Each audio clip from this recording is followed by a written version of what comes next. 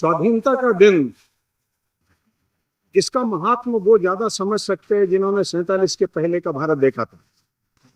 जब तक देश स्वतंत्र नहीं था, लंबे समय की गुलामी के बीच में, जब देश को ये अधिकार नहीं था कि वो अपना कानून बना पाता, अपनी संरचनाएं बनाता, अपने विकास की कहानी लिखता, अपना भाग्य लिखता। जिस समय इसी नैनीताल में जब हम लोग जाते थे 47 के पहले, तो दो सड़कें हुआ करती थी। ऊपर वाली सड़क से अंग्रेज चलते थे, नीचे वाली सड़क से हिंदुस्तानी चलते थे। जब ऐसे समय में लंबे समय तक भारत अपना देश परकियों के सामने खड़ा रहा, गुलामी झेलता रहा, एक लंबा अंतराल था, और वैसे समय में भी अपना देश स्वतंत्र होगा, अपना देश आजाद होगा, अपने देश को स्वतंत्रता मिलेगी, ये सोचने वाले, इस विश्वास के साथ जीने वाले इस देश में लोग थे, और एकाध नहीं थे। हम नाम लेते हैं राजगुरु सुखदेव, भगत सिंह, चंद्रशेखर आजाद, लेकिन इस आजादी की लड़ाई में हजारों ऐसे लोग थे जो जिनका कोई नाम नहीं लेता, क्योंकि उनका नाम कोई जानता भी नहीं। हमारे पूर्वजों में से तमाम वो पूर्वज थे जिन लोगों ने बिना सोचे समझे देश के लिए अपने आप को न्यौछावर किया। उनका अपना एक सपना था, उनकी अपनी एक कल्पना थी। उन्होंने एक आजाद मुल्क भारत कभी खड़ा होगा दुनिया के नक्शे पर, ऐसा सोचा था। आगे कोई उगता हुआ सूर्य नहीं दिखता था, लेकिन उसके बावजूद भी उनके मन में अंधकार नहीं था, कोई तिमिर नहीं था। उनको विश्वास था, और यह भी विश्वास था कि यह जिंदगी मेरी चली जाए, लेकिन कभी तो ये भारत माता आजाद होगी। और उस आजादी की जंग को तमाम हमारे पूर्वजों ने वर्षों वर्षों तक लड़ा। जेनरेशन, संततियां उस न्यौछावर हो गई। चाफेकर बंधुओं की बात करते हैं, महाराष्ट्र के 3 भाई थे, तीनों के तीनों आजन्म कारावास में थे। सावरकर की बात करते हैं, 3 भाई थे, तीनों के तीनों आजन्म कारावास में थे। अंडमान के कारोबार में काला पानी में जब सावरकर रहते थे, सावरकर की भाभी ने वर्ष में एक बार एक चिट्ठी आया करती थी। सावरकर की भाभी ने सावरकर को चिट्ठी लिखी थी, और सावरकर की भाभी ने उस चिट्ठी में लिखा था कि तीनों भाई आज जेल में है, काला पानी में है, कभी निकल कर नहीं आएंगे, हमारे वंश का क्या होगा। तब सावरकर ने एक चिट्ठी लिखी थी वापस अपनी भाभी को, मराठी में, जो मेरा मृत्यु पत्र करके बाद में प्रकाशित हुई। सावरकर ने लिखा कि वंश बढ़ाने वाले तो बहुत होते हैं, लेकिन हमने तो मिलकर तय किया था कि इस देश के प्रकाश को खड़ा करने के लिए, अपनी भारत माता के लिए अपने हाथ से अपने वंश की बत्ती जो है उसे बुझा देंगे। और सावरकर ने उस पत्र में लिखा कि आज तेरा मन विचलित क्यों होने लग गया, जब तब हमने तय किया था। जिन्होंने वो दिन देखे, वो संघर्ष देखा, वो आजादी का महत्व समझ सकते हैं, और वो आजादी का महत्व समझ सकते हैं दुनिया के वो देश जो आज भी पूरी तरह से स्वतंत्र नहीं है। और जब 47 के बाद पहली बार इस देश ने अपना नक्शा बनाना शुरू किया दुनिया के सामने, कहा कि स्वयं प्रभु देश, स्वायत्त देश, जब ऐसा सोचा इस देश ने, तो पहला प्रश्न ही देश के सामने था कि कैसी स्वतंत्रता यदि ऐसी भूखमरी है। जब अन्न के लिए, अनाज के लिए दूसरों पर निर्भर है, तो कैसी संप्रभुता है, कैसी सॉवरेंटी है। संप्रभुता होती है खाद्य संप्रभुता।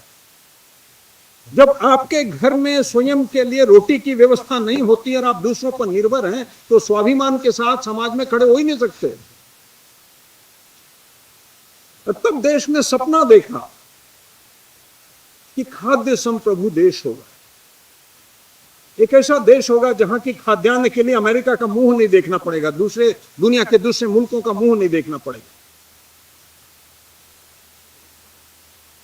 और तब 1960 में पंतनगर विश्वविद्यालय नाम का जो पहला कृषि विश्वविद्यालय देश के अंदर खड़ा हुआ, डॉक्टर वाईएल नैने, जिनका हम लोग नाम लेते हैं, 1960 में उन्होंने असिस्टेंट प्रोफेसर के रूप में जब यहाँ ज्वाइन किया, वो इलिनॉय यूनिवर्सिटी से पढ़कर आए थे। उनके पास दुनिया खुली थी, यूएस में रुककर अपना करियर देख सकते थे, लेकिन सब कुछ में से निकलकर वो यहां आकर देश के पहले कृषि विश्वविद्यालय के असिस्टेंट प्रोफेसर के रूप में उन्होंने अपने जिंदगी के सपने को इस मिट्टी के साथ जोड़ा।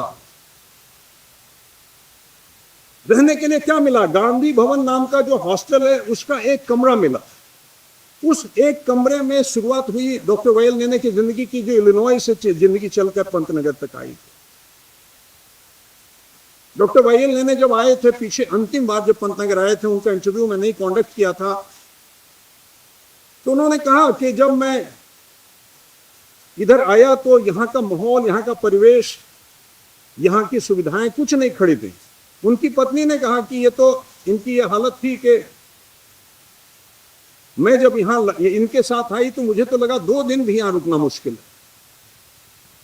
डॉक्टर वायल ने बताया कि शुरू में जब मैं आया तो वहां गर्म पानी की व्यवस्था नहीं, हॉस्टल के अंदर ठंडा था, तो मैं बाल्टी लेके निकलकर अपने घर से बाहर सामने में डॉक्टर अनंत राव रहते थे, उनके दरवाजे का सांकल बजाया मैंने सुबह सुबह कि मुझे गर्म पानी चाहिए। डॉक्टर अनंत राव ने गर्म पानी की बाल्टी दी और डॉक्टर अनंत राव ने समझा कि इलिनॉय से आया हुआ ये प्रोफेसर यहाँ रुकेगा नहीं अगर इतनी ज्यादा स्टाइल ऐसी परिस्थितियों में रहेगा। तो डॉक्टर अनंत राव ने उस दिन बुलाकर डॉक्टर वायल नेने को कहा कि तुम अकेले रह रहे हो, मेरे ही घर में एक कमरे में क्यों नहीं रहने लग जाते। तो डॉक्टर वायल नेने एक एग्जाम्पल नहीं है, तमाम ऐसे लोग खड़े हुए जो कि इस विपरीत परिस्थितियों में इस यूनिवर्सिटी को बनाने के लिए खड़े हुए और एक एक करके आए, रुके, और उन्होंने अपनी जिंदगी का एक एक क्षण इस यूनिवर्सिटी के लिए न्योछावर किया। वो सब स्वतंत्रता की लड़ाई लड़ रहे हैं। क्योंकि स्वतंत्रता केवल राजनीतिक स्वतंत्रता नहीं होती, भूख से आजादी भी स्वतंत्रता है, कुपोषण से आजादी भी स्वतंत्रता है, असमानता से आजादी भी स्वतंत्रता है, असमानता से, अवसरों की कमी से लड़ना ये भी स्वतंत्रता की लड़ाई है।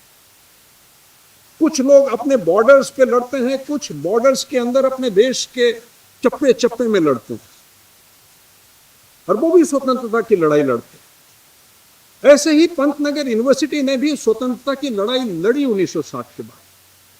1963 में जब पहली बार डॉक्टर राधाकृष्णन इस कैंपस में आए और यहीं सामने एग्रीकल्चर कॉलेज के ऊपर में खड़े होकर उन्होंने कॉन्वोकेशन एड्रेस किया था, तो उन्होंने इस बात को कहा 1963 में कि एक बहुत बड़ा सपना तुम्हारे साथ जुड़ा हुआ है इस यूनिवर्सिटी के साथ। हम व्हाइट कॉलर बाबू बनाने के लिए इस यूनिवर्सिटी के बारे में नहीं सोचते, हम ये सोचते हैं कि इस देश का इतिहास बदलेगा ये पंतनगर विश्वविद्यालय। और ये होकर दिखा, ग्रीन रेवोल्यूशन आया, खाद्यान्न संप्रभुता हुई, अनाजों का आयात करने का क्रम बंद किया गया। दुनिया के सामने सिर उठाकर हम ये कहने की स्थिति में खड़े हुए कि we are sovereign country in context of grains, we don't want grain from anywhere to imbibe। ये हो पाया,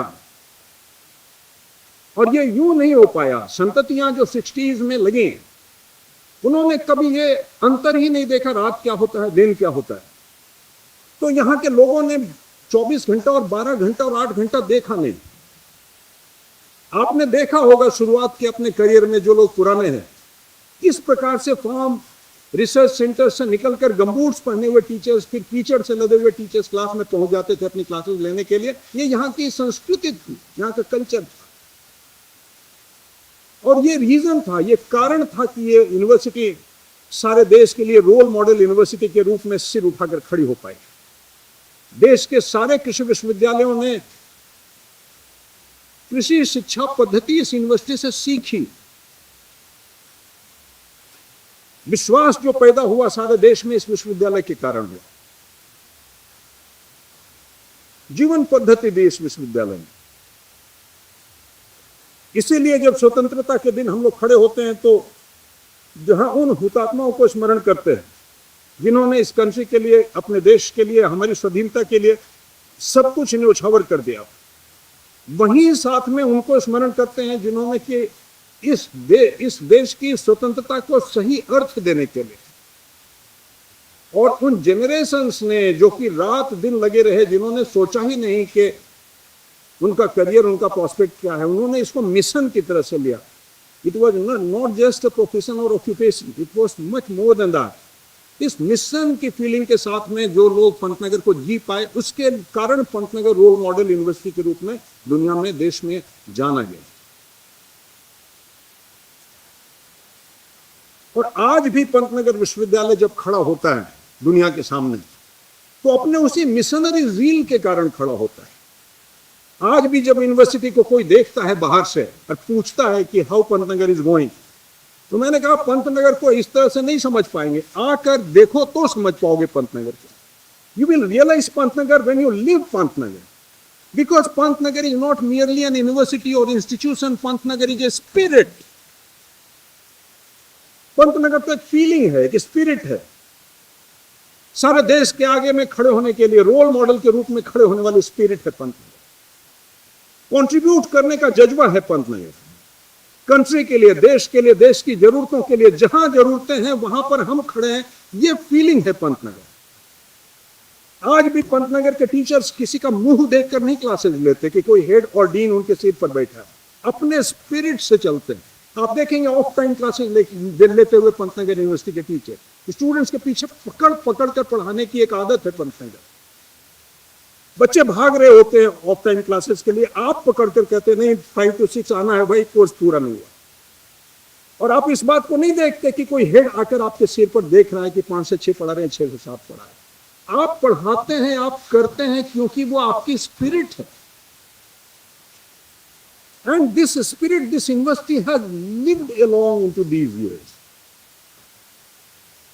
कोई कहता नहीं है संडेज को भी लगे हुए हैं, कोई कहता नहीं है ऑफ डेज में लगे हुए हैं, कोई कहता नहीं है रात में 8 बजे भी चले आए आप कॉलेजेस के अंदर तो आपको 2, 4, 10 लोग अपने चेंबर्स में बैठे हुए काम करते हुए लगे हुए मिलेंगे. कोई कहता नहीं है रिसर्च सेंटर्स में लगे हुए हैं, कोई कहता नहीं है स्ट्रेच अपॉन करके लगे हुए हैं रात दिन करके. This is what has been the spirit of Pantnagar.